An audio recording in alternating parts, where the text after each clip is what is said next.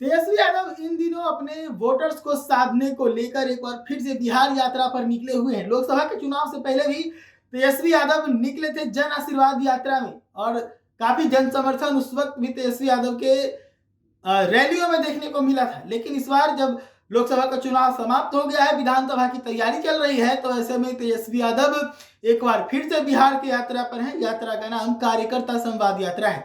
पिछली बार जब तेजस्वी यादव यात्रा पर थे तब यात्रा काफी लाल लश्कर के साथ था, रैलियां हुआ करती थी, भीड़ देखने को मिलता था और बड़े बड़े लाउड स्पीकर से मंच से तेजस्वी यादव दहाड़ते नजर आते थे, विपक्ष पर निशाना साधते नजर आते थे। अब तेजस्वी यादव जब कार्यकर्ता संवाद यात्रा पर हैं तो बिल्कुल इसका स्वरूप बदला हुआ है। इस बार तेजस्वी यादव रैलियां नहीं कर रहे, अलग अलग जिलों में जा रहे हैं। कई चरणों में यात्रा चल रहा है। पहला चरण समाप्त हो गया, दूसरा चरण चल रहा है और इसी बीच खबर ये आया है कि तेजस्वी यादव का ये जो दूसरा चरण का यात्रा है इसको स्थगित किया जाता है।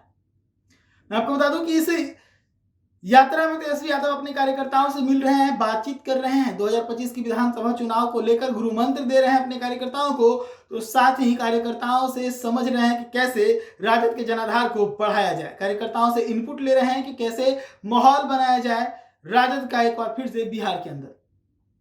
ये सब कुछ चल रहा था। तेजस्वी यादव का कार्यकर्ता संवाद यात्रा का दूसरा चरण शुरू हुआ।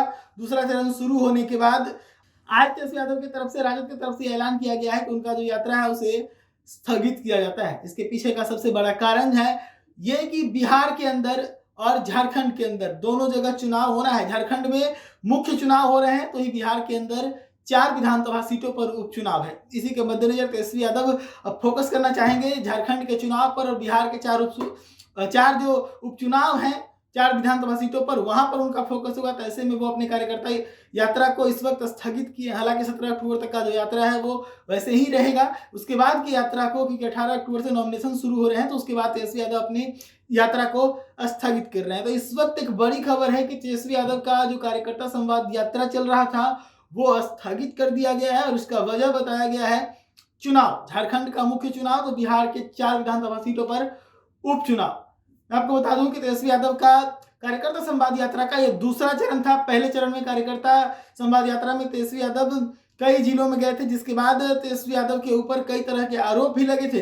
बीजेपी जहां कह रही थी कि तेजस्वी यादव पिकनिक मनाने के लिए निकले हैं, तो वहीं बीजेपी का ही आरोप ये हुआ जब वो यहाँ से पहला चरण समाप्त करके सऊदी अरब गए, तो ये बीजेपी की तरफ से आरोप लगा कि तेजस्वी यादव विदेश घूम रहे हैं जबकि बिहार डूब रहा है और ऐसे में तेजस्वी यादव अपने लोगों के बीच नहीं जा रहे हैं। फिर जब तेजस्वी यादव वहां से लौटे और लौट कर अपने दूसरे चरण की यात्रा की शुरुआत किए, तो फिर से बीजेपी ने कहा कि बाढ़ के समय तेजस्वी यादव तो नहीं आए, लेकिन अब फिर से पिकनिक मनाने के लिए बिहार भर में निकल रहे हैं।